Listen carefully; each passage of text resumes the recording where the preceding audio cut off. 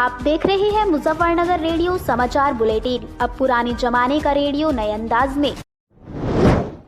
सोमवार यानी कल 1 मार्च से रेल की पटरियों पर ट्रेन दोबारा अपनी गति से दौड़ती नजर आएंगी और प्लेटफार्मों पर भी यात्रियों की रौनक लंबे अरसे के बाद लौटती दिखाई देंगी। हालांकि मुजफ्फरनगर स्टेशन पर अभी तक कोई अधिकारी यह नहीं बता पाया कि आखिर मुजफ्फरनगर रेलवे स्टेशन से कितनी ट्रेनें होकर गुजरेगी।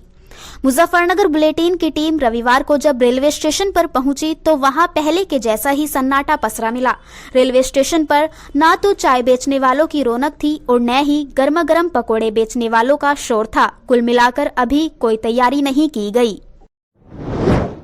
केंद्रीय मंत्री संजीव बालियान ने रविवार को अपने आवास पर जनता दरबार लगाया। इस दौरान केंद्रीय मंत्री बालियान के आवास पर लोगों का तांता लग गया। मंत्री ने जनता दरबार में पहुंचे लोगों से मुलाकात की और उनका हालचाल जाना। इस दौरान कुछ लोगों ने अपनी समस्याएं केंद्रीय मंत्री संजीव बालियान के समक्ष रखी, जिसका केंद्रीय मंत्री ने जल्द ही निवारण करने का आश्वासन दिया। केंद्रीय मंत्री संजीव बालियान के आवास पर लगे जनता दरबार में भाकियू महिला विंग की ताई सोहनवीरी केंद्रीय मंत्री संजीव बालियान से मिलने के लिए उनके आवास पर पहुंची। अपने घर से बनाकर लाए गए कढ़ी चावल सोहनवीरी ताई ने केंद्रीय मंत्री बालियान को खिलाए। कढ़ी चावल खाने के बाद मंत्री संजीव बालियान ने भाकियू ताई का आभार प्रकट किया। इस दौरान सोहनवीरी ताई ने क्षेत्रीय समस्याओं से मंत्री को अवगत कराया और उनकी समस्याओं का जल्द निवारण करने की केंद्रीय मंत्री से मांग की। बुढ़ाना के ग्राम लुहुसाना में भाजपा द्वारा रविवार को किसान मजदूर सम्मेलन का आयोजन किया गया, जिसमें लोगों का खासा हुज्जुम दिखाई दिया। सम्मेलन में भाजपा के क्षेत्रीय अध्यक्ष मोहित बेनीवाल, केंद्रीय राज्य मंत्री संजीव बालियान, बुढ़ाना विधायक उमेश मलिक, शाहपुर चेयरमैन प्रमेश सैनी, सह मीडिया प्रभारी अंचित मित्तल आदि बीजेपी पदाधिकारी व कार्यकर्ता मौजूद रहे। उम्मीद से अधिक समर्पण राशि मिलने से अब राम मंदिर निर्माण के लिए एकत्र की जा रही धनराशि पर विराम लग गया है। दरअसल रामनगरी अयोध्या में भगवान श्री राम के भव्य मंदिर के निर्माण के लिए श्री राम जन्मभूमि तीर्थ क्षेत्र ट्रस्ट को विश्व हिंदू परिषद तथा आरएसएस के बड़े अभियान में लागत से अधिक धनराशि मिली है। श्री राम मंदिर की अनुमानित लागत 1500 करोड़ रुपया आंकी जा रही है, जबकि श्री राम जन्मभूमि निधि समर्पण के 44 दिन के अभियान में 2100 करोड़ से अधिक की धनराशि एकत्र हो चुकी है। अभी चेक से मिली दान की राशि की गिनती होनी है। तीर्थ क्षेत्र ट्रस्ट अब अगले अभियान के तहत विदेश से भी दान की राशि लेने की तैयारी में है। दैनिक रेल यात्री संघ के प्रतिनिधि मंडल ने आज केंद्रीय मंत्री संजीव बालियान से मुलाकात की और शालीमार एक्सप्रेस चलवाए जाने में सहयोग देने पर उनका आभार प्रकट किया। इस दौरान उन्होंने संजीव बालियान से कहा कि रेलवे द्वारा ट्रेन में यात्रा वर्तमान में रिजर्वेशन के द्वारा कराई जा रही है। उन्होंने कहा कि लॉकडाउन में कोरोना के चलते दैनिक यात्रियों पर भी इसका प्रभाव पड़ा है और उनके रोजगार प्रभावित हुए हैं, जिसके चलते उन्होंने मंत्री संजीव बालियान से अनुरोध किया कि जो यात्री ट्रेन से अपनी ड्यूटी पर जाते हैं उनके लिए पहले की तरह रेलवे मासिक पास बनवाए जाए, जिससे वह अपनी यात्रा सस्ते में कर सके।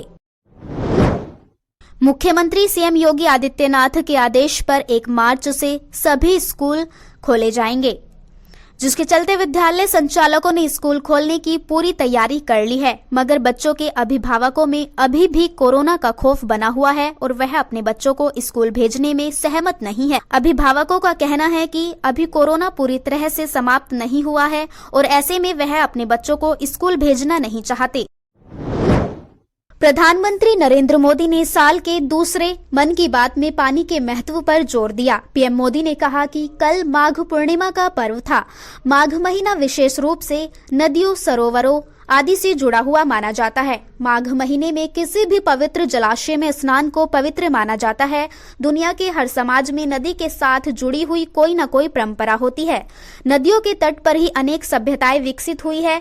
भारत में कोई ऐसा दिन नहीं होगा जब देश के किसी कोने में पानी से जुड़ा कोई उत्सव न मनाया हो। पीएम मोदी ने कहा कि इस बार हरिद्वार में कुंभ भी हो रहा है। जल हमारे लिए जीवन भी है, आस्था भी है और विकास की धारा भी है। पानी एक तरह से पारस से भी ज्यादा महत्वपूर्ण है। कहा जाता है कि पारस के स्पर्श से लोहा सोने में परिवर्तित हो जाता है, वैसे ही पानी का स्पर्श जीवन के लिए जरूरी है। इसलिए पानी के संरक्षण के लिए हमें अभी से प्रयास शुरू कर देने चाहिए। उन्होंने बताया कि अब से कुछ दिन बाद जल शक्ति मंत्रालय द्वारा जल शक्ति अभियान कैच द रेन शुरू किया जा रहा है।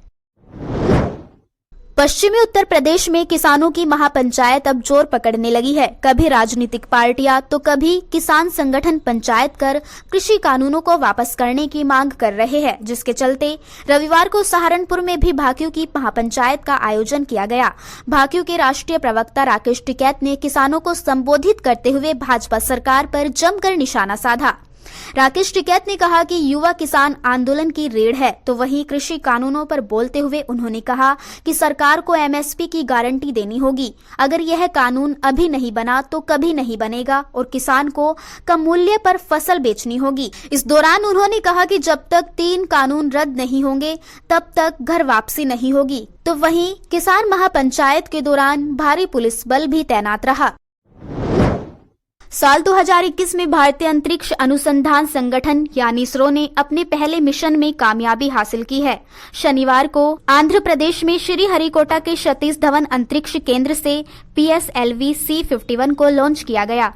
PSLV C51 अमेजोनिया 1 और दूसरे 18 सैटेलाइट को अंतरिक्ष में भेजा गया है। इसरो ने एक बयान में बताया कि PSLV C51 PSLV का 53वां मिशन है। इस रॉकेट के जरिए ब्राजील के अमेजोनिया 1 उपग्रह के साथ 18 अन्य उपग्रह भी अंतरिक्ष में भेजे गए हैं। इसरो के मुताबिक इस रॉकेट को चेन्नई से करीब 100 किलोमीटर दूर श्रीहरिकोटा से प्रक्षेपित किया गया है। इस रॉकेट को 28 फरवरी को सुबह 10:24 पर लॉन्च किया गया है। इसकी उल्टी गिनती शनिवार सुबह 8:54 पर शुरू हो गई थी। अमेजोनिया 1 को सफलतापूर्वक उसकी कक्षा में प्रक्षेपित कर दिया गया है।